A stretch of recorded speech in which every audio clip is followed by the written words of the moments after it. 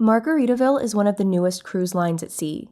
As such, even veteran cruisers might not know what to expect on a ship where it's always 5 o'clock on board. All jokes aside, I recently sailed on board Margaritaville at Sea's newest ship, the Islander, on a 4-night getaway from Tampa to Mexico. While most of the overall cruise experience was consistent with what you might expect on popular lines like Royal Caribbean and Carnival, there were a few distinct features that set Margaritaville apart.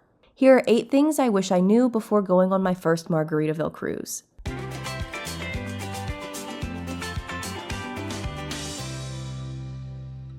First, the vibe is insanely casual. Similar to Carnival, the overall experience on board Islander was casual.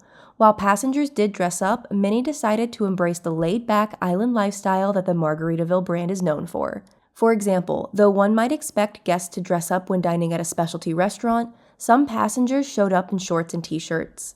I packed a few nicer outfits, but I opted for more casual and comfy ones. Jean shorts and Hawaiian button-ups are more than appropriate every night if you want. That said, I'd highly recommend packing your cowboy boots and hats for Islander's country night. Sitting in the theater, my friend remarked that she wished she had brought her new boots for the occasion. Second, I thought the JWB Steakhouse was worth the extra cost. Because my cruise was only 4 nights, I initially planned to skip Islander's specialty steakhouse.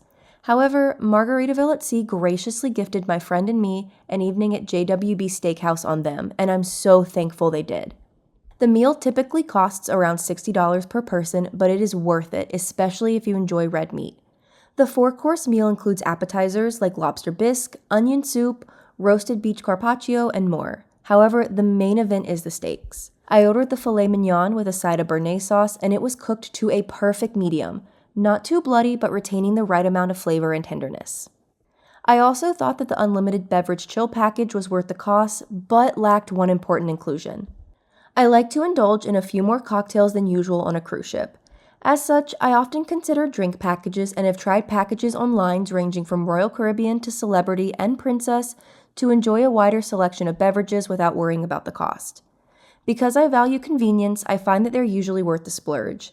However, if you don't plan on consuming, or at least trying, at least 5 cocktails per day, you're better off paying for each beverage individually.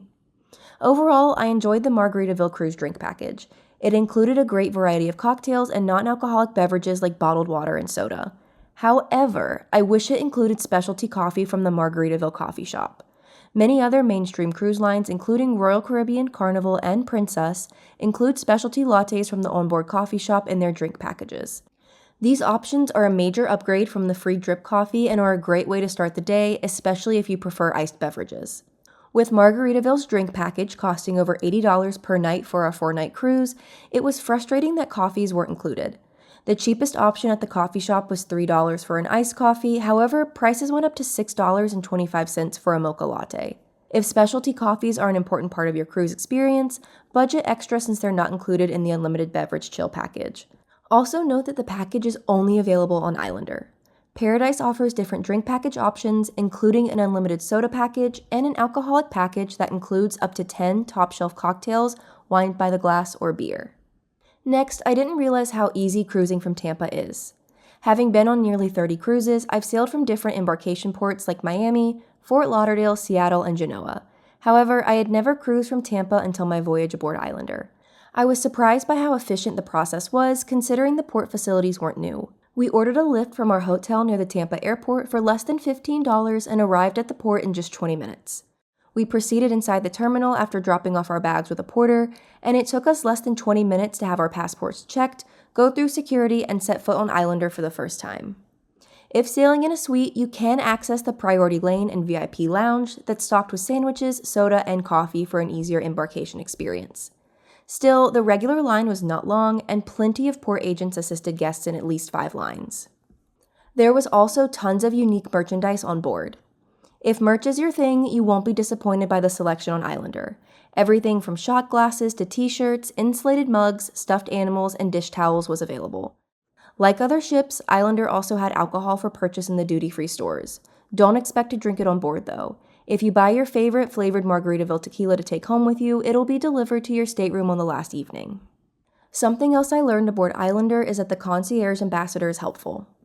As someone who cruises frequently, staying in suites isn't something I usually consider. I'm incredibly grateful to Margaritaville, who upgraded my friend and me from a standard inside cabin to a grand terrace suite.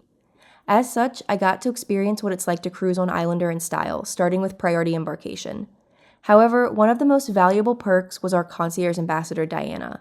From the first day, she proved to be an invaluable asset when she called our stateroom and invited us to the concierge lounge to introduce herself and go over our suite's benefits. She also helped arrange a reservation at JWB Steakhouse for the same evening, as well as book a special bridge tour exclusively for suite passengers on the first sea day. She remained a friendly and familiar face throughout the cruise and would go out of her way to speak to us if she saw us about the ship. On the last evening, she spotted us in line at guest services to get a copy of our onboard statement and whisked us up one deck to the concierge lounge, where she printed our statement and took care of a billing issue in just minutes. One downside to cruising on Margaritaville at sea is that they don't have a mobile app. However, you can still access the daily schedule on your phone using QR codes posted throughout the ship. Each night, a paper schedule is also left in your stateroom by your cabin steward. While I was grateful to pull up the schedule when out and about, the webpage loaded slowly. I also missed checking my onboard statement throughout the cruise without having to wait in line at guest services. Finally, prepare for an in-person muster drill. No matter what line you sail with, you must complete a safety drill on embarkation day before sailing away. Most lines have adopted a virtual drill, which does not require passengers to meet at their assigned assembly stations at the same time. Unfortunately, Margaritaville is still stuck in the past with its safety drill. At 3:30 p.m., the emergency signal blared and all guests aboard Islander proceeded to their muster stations on the promenade deck. The deck quickly became crowded and felt like a general admission pit at a concert for a popular artist. Everyone was instructed to stand shoulder to shoulder, leaving little room for breathing and personal space. Plus, with so many guests lined up in a small space, I couldn't see the crew member demonstrating how to use the life jacket. Thankfully, the muster drill didn't last long and we were awaiting the sail-away festivities by 3:50. While my sailing on Islander was short, I quickly realized why the line has become a favorite, winning awards such as the #1 Best Cruise Ship for Families in the 2025 Newsweek Reader's Choice Awards. The no-frills ship and laid-back atmosphere truly embodies the essence of the Margaritaville brand perfectly. Thanks for listening to my spiel about Margaritaville at sea. Until next time, it's 5 o'clock somewhere, everyone.